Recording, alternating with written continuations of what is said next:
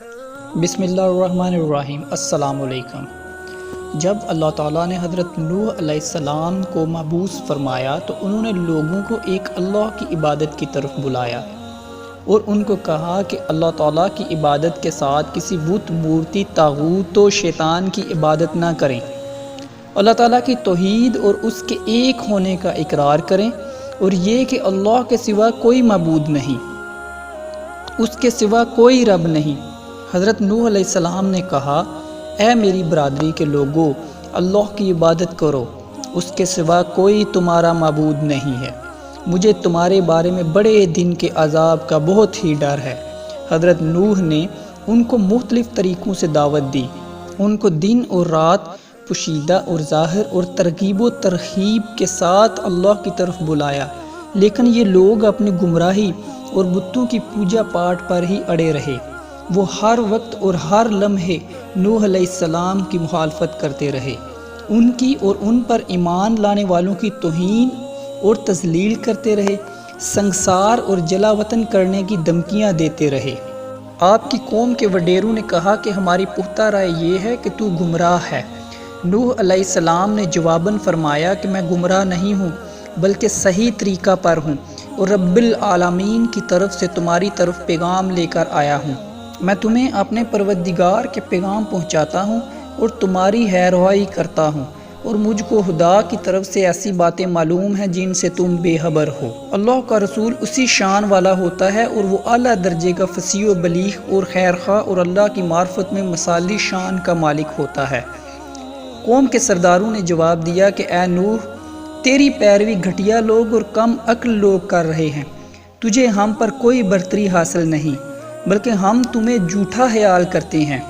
انہوں نے کہا کہ تمہاری ہمارے اوپر کوئی فضیلت و اہمیت نہیں، باوجود ایمان لانے کے ہم پر تمہیں کوئی برتری حاصل نہیں، بلکہ ہم تم کو اپنے ہی جیسا ایک آدمی دیکھتے ہیں، اور یہ بھی دیکھتے ہیں کہ تمہارے پیروکار وہی لوگ ہیں جو ہم میں ادنا درجے کے ہیں، اور ہم تمہیں اپنے اوپر کسی طرح کی فضیلت نہیں دیکھتے، بلکہ ہم تمہیں جھوٹا خیال کرتے ہیں۔ نوح علیہ السلام نے اپنی قوم سے فرمایا کہ تمہارا کیا خیال ہے؟ اگر میں اپنے رب کی طرف سے دلیل پر ہوں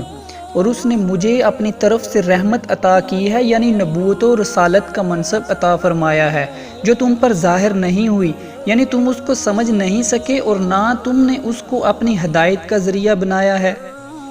تم اس کو ناپسند ہی نہیں کرتے بلکہ اس سے نفرت کرتے ہو، تو پھر یہ تمہارے ہدایت کا وسیلہ فدیہ کیسے بن سکتی ہے؟ اور اے میری قوم، میں اس پر تم سے اس کا کوئی معاوضہ و نصرت طلب نہیں کرتا، میرا اجر و ثواب اللہ کے ذمہ ہے، یعنی میں اپنی دعوت و تبلیغ پر تم سے دنیاوی فائدے کا طالب نہیں ہوں، میں نے اس کا ثواب و اجر اللہ تعالیٰ سے لینا ہے، اور جو اللہ کے پاس ہے وہ زیادہ بہتر اور پائیدار ہے۔ اور فرمایا کہ اپنے پر ایمان لانے والوں کو اپنے سے دور نہیں کر سکتا، وہ اپنے رب سے ملنے والے ہیں، میں تمہیں بے علم اور جذبات کی روح میں بہہ جانے والی قوم سمجھتا ہوں۔ نوح علیہ السلام اور ان کی قوم کے درمیان بڑا لمبا عرصہ یہ بحث و مباحثہ اور مناظرہ جاری رہا، چنانچہ اللہ تبارک تعالیٰ نے ایک جگہ ارشاد فرمایا، تو وہ ان میں 50 برس کم 1000 برس ٹھہرے، پس ان کو طوفان کے عذاب نے آ پکڑا اور وہ ظالم تھے، یعنی کہ 950 برس۔ اتنی لمبی مدت کے باوجود ان کی قوم سے بہت کم لوگ ان پر ایمان لائے۔ جب ایک دور کے لوگ دنیا سے رخصت ہوئے تو وہ اپنے بعد رہنے والوں کو تاکید و وصیت کر جاتے کہ نوح علیہ السلام کی مخالفت کرنا اور ان پر ایمان نہ لانا، اور جب بھی ان کی قوم کا کوئی بچہ جوان اور سمجھدار ہو جاتا اور کلام کو سمجھنے کی قابلیت رکھتا تو اس کا والد اسے نصیحت کرا کہ پوری زندگی نوح پر ایمان نہیں لائے گا، اور نوح علیہ السلام کے پورے دور میں وصیت کرنے کا یہ معاملہ جاری و ساری رہا، اور وہ طبعی لحاظ سے ہی ایمان اور اتباع حق کا انکار کرتے رہے۔ اسی لیے نوح علیہ السلام نے ان کے بارے میں بارگاہ الہی میں عرض کیا تھا کہ یہ لوگ بڑے نافرمان اور بڑے کافر ہی پیدا کریں گے، اور اسی لیے ان کی قوم نے نوح علیہ السلام سے کہا تھا کہ سورہ ہود میں ہے، انہوں نے کہا کہ اے نوح، تم نے جھگڑا کیا اور جھگڑا بھی بہت کیا، لیکن اگر سچے ہو تو جس چیز کا تم ہم سے وعدہ کرتے ہو اور ڈراتے ہو وہ ہم پر لا نازل کرو۔ نوح علیہ السلام نے جواب میں ارشاد فرمایا کہ اس کو تو خدا ہی چاہے گا تو نازل کرے گا، اور تم اس کو کسی طرح عاجز نہیں کر سکتے۔ یعنی عذاب کے لانے پر تو اللہ کی ذات قادر ہے، وہ کسی چیز سے عاجز نہیں آ سکتا، اور اس کو کسی کی پرواہ نہیں ہے۔ جب وہ کسی کام کو کرنا چاہے تو فرماتا ہے ہو جا، تو وہ کام ہو جاتا ہے۔ اللہ تعالیٰ جو چاہتا ہے کر گزرتا ہے، وہ غالب و حکمت اور دانائی والا ہے۔ وہ اچھی طرح جانتا ہے کہ کون ہدایت کا حقدار ہے اور کون گمراہی کا مستحق ہے۔ اس کی حکمت بہت عمدہ ہے اور اس کی دلیل غالب آنے والی اور باطل کو مٹا دینے والی ہے۔ اللہ تعالیٰ قرآن پاک سورہ ہود میں فرماتا ہے، اور نوح علیہ السلام کی طرف وحی کی گئی کہ تمہاری قوم میں جو لوگ ایمان لا چکے ان کے سوا اور کوئی ایمان نہیں لائے گا، تو یہ لوگ جو کام کر رہے ہیں آپ ان کی وجہ سے غم نہ کھاؤ۔ اس میں نوح علیہ السلام کو تسلی دی گئی کہ قوم کی طرف سے جو حالات آپ کو پیش آ رہے ہیں آپ اس پر غمگین نہ ہوں، کیونکہ اب مدد بہت قریب ہے اور عجیب و غریب معاملہ ان کے ساتھ پیش آنے والا ہے۔ جب نوح علیہ السلام نے دیکھا کہ میری قوم ہر طریقہ اور ہر طرح سے تکلیف پہنچانے اور مخالفت کرنے میں ایڑی چوٹی کا زور لگا رہی ہے، اب ان میں رشد و ہدایت کی کوئی گنجائش ہی نہیں رہی، تو نوح علیہ السلام مایوس ہو گئے اور غصے میں آ کر ان کے حق میں بد دعا کی، اور اللہ تعالیٰ نے ان کی دعا کو قبول فرمایا۔ قرآن پاک میں ہے، نوح علیہ السلام نے فرمایا اے پروردگار، میری قوم نے تو مجھے جھٹلا دیا، سو تو میرے اور ان کے درمیان ایک کھلا فیصلہ کر دے اور مجھے اور جو مومن میرے ساتھ رہ گئے بچا لے۔ قرآن مجید میں ایک اور جگہ ارشاد فرمایا گیا، پس اس نے اپنے رب کو پکارا، اے میرے رب بے شک میں بے بس ہوں، پس میری مدد فرما۔ پس اللہ تعالیٰ نے حضرت نوح علیہ السلام کو کشتی بنانے کا حکم دیا، اور یہ ایک بہت بڑی کشتی تھی، ایسی کشتی نہ اس سے پہلے بنی نہ اس کے بعد اس جیسی بنے گی، اور اللہ تعالیٰ نے حضرت نوح علیہ السلام کو پہلے ہی بتا دیا تھا کہ جب میرا عذاب نازل ہوگا تو تم ان کافروں کے بارے میں مجھ سے کسی قسم کی کوئی سفارش نہ کرنا۔ شاید یہ حکم اس لیے دیا گیا تھا کہ کہیں اللہ کی طرف سے آنے والے عذاب کو دیکھ کر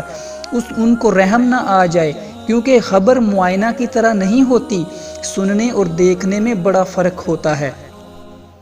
اور نوح علیہ السلام نے کشتی بنانی شروع کی، اور جب ان کی قوم کے سردار اس کشتی کے پاس سے گزرتے تو اس کا مذاق اڑاتے، کیونکہ وہ لوگ اس عذاب کو بہت دور کی بات اور غیر یقینی سمجھتے تھے جس عذاب سے نوح علیہ السلام نے انہیں کئی سالوں تک ڈرایا تھا۔ نوح علیہ السلام نے ان کے مذاق کے جواب میں فرمایا، اگر اس وقت تم ہم سے مذاق کرتے ہو تو ایک دن ہم بھی تم سے مذاق کریں گے جیسے تم مذاق کرتے ہو، کہ تم اپنے کفر و عناد پر اڑے رہے اور اس وجہ سے تم پر عذاب واقع ہو گیا۔ حضرت نوح علیہ السلام کی کشتی کی لمبائی اور چوڑائی کے بارے میں مورخین کی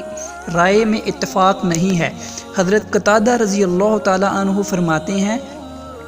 کہ اس کی لمبائی 300 ہاتھ اور چوڑائی 50 ہاتھ تھی، اور تورات میں بھی یہی ہے۔ اور حضرت حسن بصری فرماتے ہیں کہ اس کی لمبائی 200 ہاتھ تھی اور چوڑائی 300 ہاتھ تھی، اور حضرت ابن عباس رضی اللہ تعالی عنہ فرماتے ہیں کہ اس کی لمبائی 1200 ہاتھ اور چوڑائی 200 ہاتھ تھی،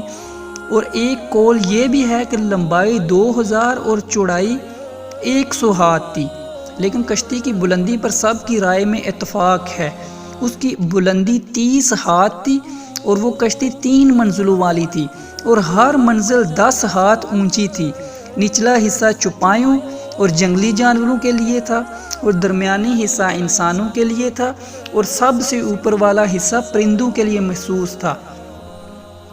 اس کا دروازہ چوڑائی کی جانب تھا، اس کو اوپر سے ایک ڈھکن سے مکمل طور پر بند کر دیا گیا تھا۔ اللہ تعالیٰ نے پہلے ہی نوح علیہ السلام کو بتا دیا تھا کہ جب میرے حکم کے مطابق عذاب طوفان آ جائے تو ہر قسم کے حیوانات میں سے ایک ایک جوڑا اور کھانے کی مناسب چیزیں کشتی میں سوار کر لینا تاکہ نسل قائم رہ سکے، اور ساتھ ہی اپنے گھر والوں کو بھی سوار کر لینا، اور جن کے بارے میں اللہ تعالیٰ کا فیصلہ ہو چکا ہے، یعنی جو کافر ہیں، تو ان پر تیری دعا نافذ نہ ہوگی اور اللہ کا عذاب ان کو اپنی لپیٹ میں لے لے گا،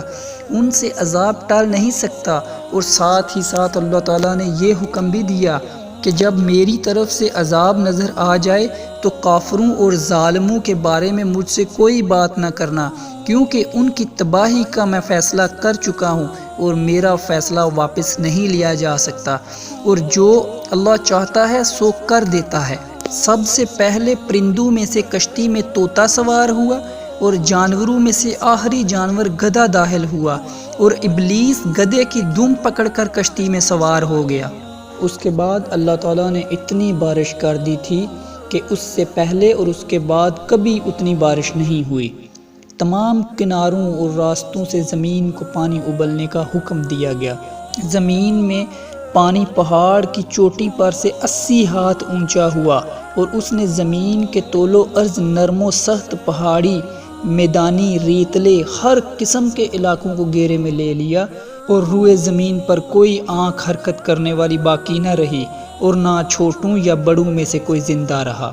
یعنی غیر اللہ کی عبادت کرنے والوں میں سے کوئی باقی نہ بچا۔ تو اللہ تعالیٰ نے زمین کو پانی نگل لینے کا حکم دیا اور آسمان کو تھم جانے کا حکم دیا۔ اس طرح ان پر عذاب و عطاب واقع ہوا جو اللہ کے علم کے مطابق تقدیر میں لکھا جا چکا تھا۔ جیسا کہ اللہ تعالیٰ نے فرمایا، انہوں نے نوح علیہ السلام کی تکذیب کی، پس ہم نے اس کو اور اس کے ساتھیوں کو کشتی میں سوار کر کے بچا لیا، اور جنہوں نے ہماری آیات کو جھٹلایا ان کو ڈبو دیا، بے شک وہ اندھی قوم تھی۔ پھر زمین پر پانی خشک ہوا اور زمین پر چلنا اور ٹھہرنا ممکن ہوا، تو اللہ تعالیٰ کی طرف سے نوح علیہ السلام کو حکم ہوا کہ کشتی سے اتر جاؤ، اور کشتی تیرتی ہوئی جودی پہاڑ پر پہنچ گئی۔ کشتی 150 دن پانی میں تیرتی رہی اور 40 دن بیت اللہ شریف کے گرد چکر لگاتی رہی۔ نوح علیہ السلام کے ساتھ کشتی میں 80 آدمی اور ان کے گھر والے سوار تھے۔ وہ پانی خشک ہونے کے بعد اگلی صبح جب وہ اٹھے تو وہ 80 زبانیں بول رہے تھے، ان میں سے ایک زبان عربی تھی۔ وہ ایک دوسرے کا کلام نہیں سمجھتے تھے، اور نوح علیہ السلام ان کی ترجمانی کرتے تھے۔ جب حضرت نوح علیہ السلام کی وفات کا وقت قریب آیا تو انہوں نے اپنے بیٹے کو فرمایا، میں تجھ کو وصیت کرتا ہوں، 2 چیزوں کا حکم دیتا ہوں اور 2 چیزوں سے روکتا ہوں۔ میں تجھے لا الہ الا اللہ کا ذکر کرنے کا حکم دیتا ہوں، کیونکہ اگر 7 آسمان اور 7 زمینیں ایک پلڑے میں رکھ دی جائیں اور لا الہ الا اللہ کو دوسرے پلڑے میں رکھ دیا جائے تو لا الہ الا اللہ کا پلڑا باری ہو جائے گا، اور سبحان اللہ و بحمدہ سبحان اللہ العظیم پڑھنے کا حکم دیتا ہوں، کیونکہ اللہ کی تمام مخلوق اسی کے ساتھ اللہ کی تعریف بیان کرتی ہے، اور اسی کے ساتھ پوری مخلوق کو روزی دی جاتی ہے۔ اور میں تجھ کو 2 چیزوں سے روکتا ہوں، ایک شرک، دوسرا تکبر سے۔ ناظرین، اگر آپ کو ہماری یہ ویڈیو پسند آئے تو ہمارے چینل کو ضرور سبسکرائب کریں اور بیل آئیکن کے بٹن کو ضرور پریس کریں۔ شکریہ۔